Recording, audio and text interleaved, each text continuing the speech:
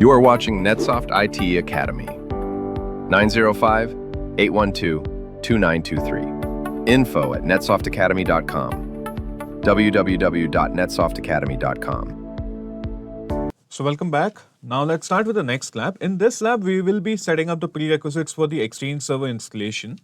So first things first, this is my Nita EXE01 virtual machine, as you can see here. I click on other user and I log in as NetSoft/administrator. This user is basically the domain administrator or the enterprise administrator, because both of them are the same thing here for us now. This is the user that has the most amount of permissions and privileges in this entire forest. And we want to be logged in as that user. Now, the reason behind that is very simple. We do not want to have any issues related to permissions and permission settings. Now, first things first, once we are logged in here, go to PowerShell on this virtual machine. And yes, again, let me be very clear. It has to be PowerShell. It has to be the administrator. So if you are in doubts about what your account is, look it up.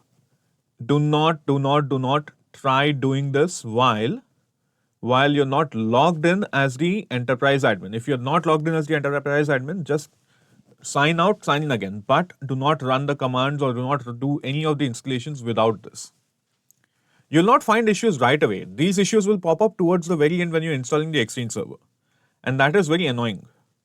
So first I'm going to copy and paste. I'm going to copy and paste a command to install Windows features.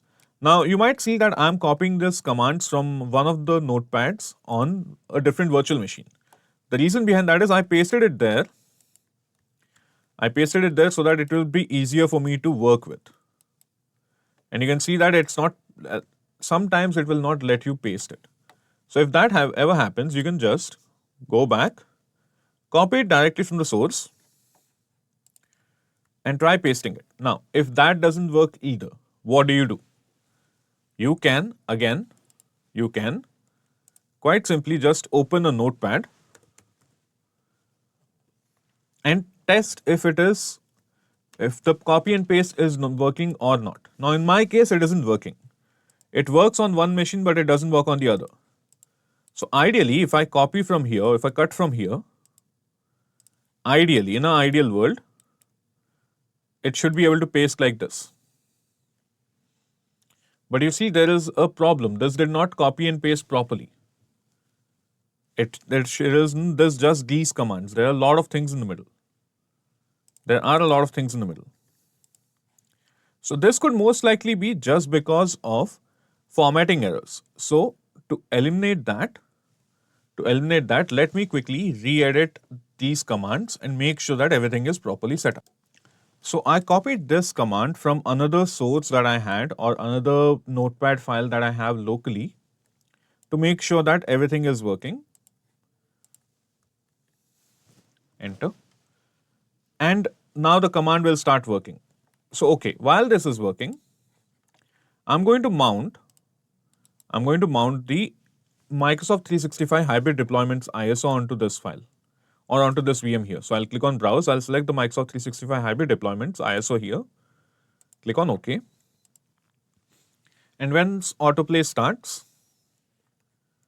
if it doesn't start, because I am not patient enough to wait for it to start sometimes, you'll have to excuse my entire being over this, but I'm going to start with the installation of JRE version 8 update 341. This is the Java installer. This takes the longest to install.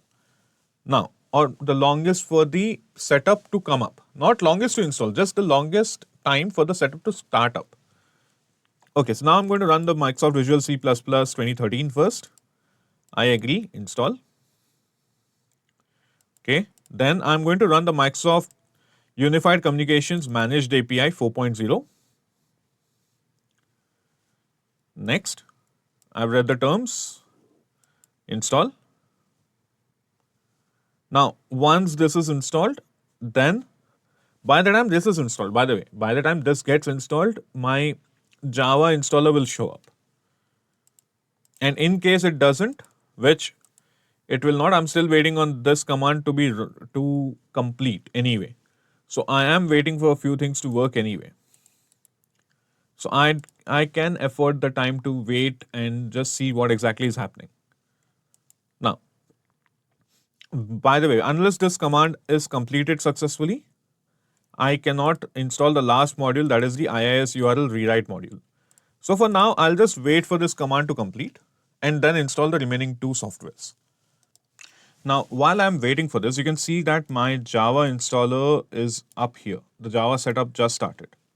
So I click on install. Now you can see it's 92% done for all of these commands here. So at any point after 90%, I should be able to install the IIS URL Rewrite Module because it should have installed most of the necessary features. But even then, I'll wait for this to complete properly.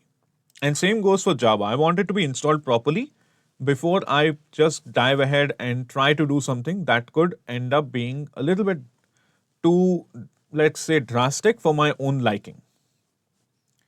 So I'll complete Java installation here. And once it's done, here you can see that my installation is done on the PowerShell. That's perfect. Now, next thing that I'm going to do is I'm going to run the IIS URL Rewrite Module. I accept the license terms, install. Now, remember, until and unless that the install Windows feature command completes successfully, you will not be able to install this module properly. All right, now that this is done, I go back to my PowerShell and enter the command restart-computer. Now, this is me just restarting the computer, and by the way, this is again me showing you how to compress or how to condense multiple different installations or multiple different prerequisite installations together to make it into one single restart rather than having multiple restarts. Now, is this the right way to do things? Yes and no. Yes, because it does get the job done. No, because it is not the way that you're supposed to do things. This is just me being me, doing a little bit of tinkering around and messing around, but it does come with its own significant amount of risks.